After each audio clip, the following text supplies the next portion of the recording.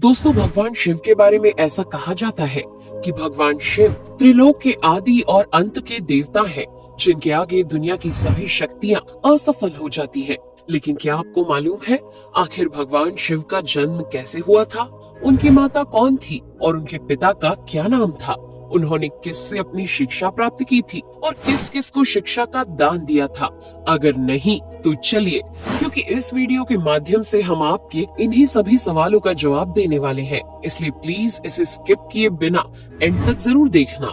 दोस्तों, आज सबसे पहले भगवान शिव के जन्म से जुड़ी पहली कहानी यानी शिव पुराण की एक लोकप्रिय कथा के बारे में बताने वाले हैं। शिव पुराण के अनुसार भगवान शिव को स्वयंभू माना जाता है, जिसका मतलब होता है कि भगवान शिव का जन्म स्वयं ही हुआ था। यानी कि इससे एक बात तो साफ हो जाती है कि ना ही भगवान शिव की कोई माता है और ना ही उनके कोई पिता है। इसी कारण से भगवान शिव पंच तत्वों से भी परे हैं, जिस कारण से इन्हें मृत्यु का भी कोई भय नहीं है और इनकी मृत्यु कभी नहीं हो सकती। पर अब बात करते हैं विष्णु पुराण में बताई गई भगवान शिव के जन्म से जुड़ी हुई एक और कहानी के बारे में।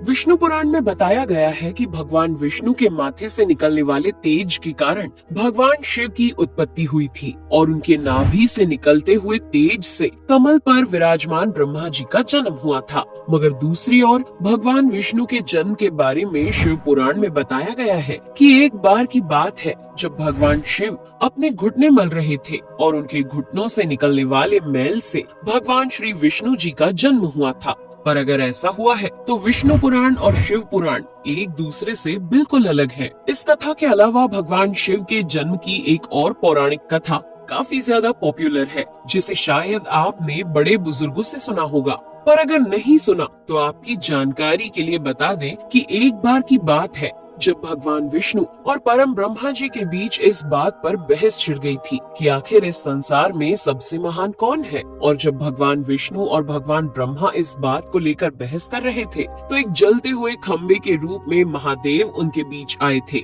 दोस्तों, वो दोनों इस रहस्य को नहीं समझ पाए और तभी अचानक से एक आवाज आई जिसने कहा कि जो भी इस खंबे का छोर ढूंढ लेगा वही सबसे महान कहलाएगा।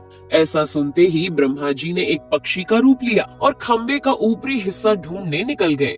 वहीं विष्णु जी ने वराह का रूप धारण किया और खंबे का अंत ढूंढने निकल गए। बहुत देर तक खोजने के बाद भी दोनों में से किसी को भी खंबे का छोर नहीं मिला और दोनों हार मानकर वापस आ गए। जिसके बाद भगवान शिव अपने असली रूप में आए और फिर भगवान विष्णु और ब्रह्मा जी ने ये मान लिया कि महादेव ही सबसे महान और शक्तिशाली हैं। इनसे बड़ी शक्ति इस दुनिया में कोई नहीं है। इसके साथ ही शिव पुराण में बताया गया खंबा इस बात को दर्शाता है कि ना ही भगवान शिव जन्मे थे और ना ही उनका कोई अंत है। और एक कारण तो यही है कि भगवान शिव को स्वयंभू कहा जाता है, यानी भगवान शिव का अंत है ही नहीं, वे अमर हैं। अब हम बात करते हैं भगवान शिव से जुड़े एक ऐसे विषय के बारे में जो सबसे ज्यादा प्रसिद्ध है कि क्या भगवान ब्रह्मा भगवान शिव के पिता हैं? जी हाँ, इनकी ये कहानी लोगों के बीच काफी प्रसिद्ध है। तो आपको बता दें कि आखिर किस प्रकार भगवान शिव ने ब्रह्मा पुत्र के रूप में जन्म लिया था। इसके पीछे विष्णु पुराण की एक पौराणिक कथा है, जिसके अनुसार जब धरती, आकाश, पाताल या कहे पूरा यूनिवर्स जलमग्न यानी पानी में डूबा हुआ था, तब भगवान विष्णु के अलावा कोई भी देव या प्राणी इस संसार में नहीं था। तब केवल विष्णु ही जल सतह पर अपने शेष नाग पर लेटे हुए नजर आ रहे थे। जिसके बाद उनकी नाभि से कमल की डंडी पर ब्रह्मा जी प्रकट हुए और जब भगवान ब्रह्मा और भगवान विष्णु इस यूनिवर्स से संबंधित बातें कर रहे थे तब भगवान शिव प्रकट हुए, जिसके बाद ब्रह्मा ने उन्हें पहचानने से इनकार कर दिया। इस कारण से भगवान शिव रूठ गए और उनके रूठ जाने के कारण भगवान विष्णु ने उन्हें दिव्य दृष्टि प्रदान कर ब्रह्मा जी को भगवान शिव की याद दिलाई। जिसके बाद भगवान ब्रह्मा को अपनी गलती का एहसास हुआ और शिव से क्षमा मांगते हुए उन्होंने उनसे अपने पुत्र रूप में पैदा होने का आशीर्वाद मांगा। जिस कारण से भगवान शिव ने भगवान ब्रह्मा की प्रार्थना को स्वीकार करते हुए उन्हें ये आशीर्वाद दे दिया। लेकिन इसके बाद जब भगवान ब्रह्मा ने इस सृष्टि की रचना शुरू की तो उन्हें एक बच्चे की जरूरत पड़ी और तब उन्हें भगवान शिव का आशीर्वाद ध्यान आया। जिसके लिए भगवान ब्रह्मा ने तपस्या की और बालक के रूप में भगवान शिव उनकी गोद में रोते हुए प्रकट हुए। आपको बता दें कि ये भगवान शिव का एकमात्र बाल रूप है। जब भगवान ब्रह्मा ने उनके रोने का कारण पूछा तो उन्होंने बताया कि उनका कोई नाम नहीं है। तब भगवान ब्रह्मा ने भगवान शिव का नाम रुद्र रख दिया, जिसका मतलब होता है रोने वाला। पर इसके बावजूद भी भगवान शिव चुप नहीं हुए, इसलिए ब्रह्मा ने उन्हें दूसरा नाम दिया। पर शिव को वो नाम भी पसंद नहीं आया और फिर भी वे चुप नहीं हुए। इस तरह शिव को चुप कराने के लिए भगवान ब्रह्मा ने भगवान शिव को 108 नाम दिए थे, जो रुद्र, शर्व, भाव, उग्र, भीम, पशुपति, ईशान और महादेव जैसे नाम थे। और शिव पुराण के अनुसार उनके ये नाम पृथ्वी पर लिखे गए थे।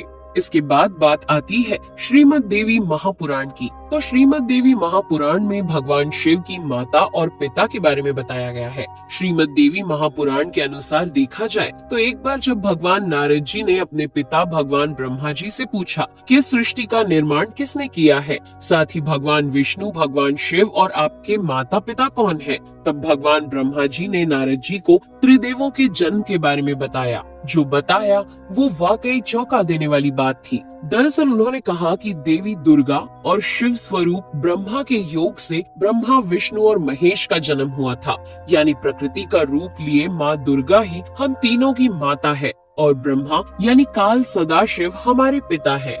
इसके साथ ही श्रीमद् देवी महापुराण में भी भगवान विष्णु और भगवान ब्रह्मा के बीच हुए झगड़े की एक कहानी मिलती है, जिसके अनुसार एक बार श्री ब्रह्मा जी और विष्णु जी में झगड़ा हुआ और दोनों में बहस छिड़ी हुई थी। तब भगवान ब्रह्मा ने कहा कि सृष्टि को मैंने बनाया है और मैं ही प्रजापिता हूँ, जिसके जवाब में भगवान विष्णु जी ने कहा कि मैं आपका पिता हूँ, क्योंकि आप मेरी नाभि से निकले हुए कमल से पैदा हुए हैं। और धीरे धीरे कर ये बहस बढ़ती गई।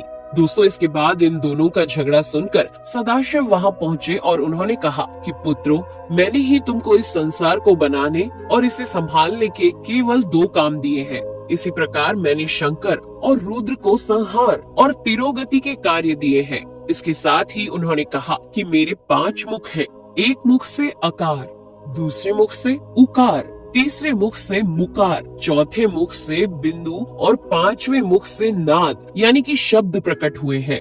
उन्हीं 5 को एक साथ मिलाकर देखा जाए तो एक अक्षर ओम बनता है, जिसे आज हम सभी भगवान शिव के मूल मंत्र के रूप से जानते हैं। इतना कहने के बाद भगवान ब्रह्मा और विष्णु दोनों ही समझ गए कि भगवान शिव से ज्यादा शक्तिशाली इस दुनिया में कुछ भी नहीं है और दोनों ने भगवान शिव को प्रणाम किया और चले गए। चलिए दोस्तों, अब जब आप भगवान शिव के बारे में इतना तो जान ही चुके हैं, तो क्या आपको पता है कि आखिर भगवान शिव ने किससे शिक्षा प्राप्त की थी और उनके गुरु कौन थे?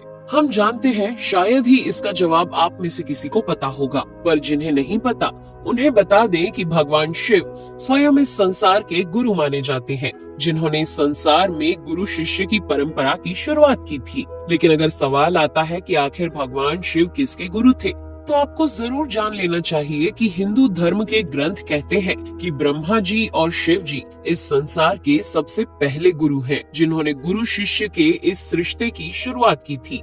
जहां भगवान ब्रह्मा ने अपने मानस पुत्रों को शिक्षा प्रदान की थी, वहीं भगवान शिव ने अपना ज्ञान केवल अपने 60 शिष्यों को दिया था। यानी भगवान शिव 60 शिष्यों के गुरु थे और वे जिन शिष्यों के गुरु थे उन्हें आज के समय में सप्त ऋषियों का दर्जा दिया गया है। तो दोस्तों, ये थे भगवान शिव के जन्म से जुड़े हुए कुछ फैक्ट्स, जो आपको कैसे लगे हमें कमेंट करके जरूर बताइए। साथ ही अगर आपको वीडियो पसंद आया हो तो इसे लाइक और चैनल को सब्सक्राइब करना बिल्कुल ना भूलें। धन्यवाद।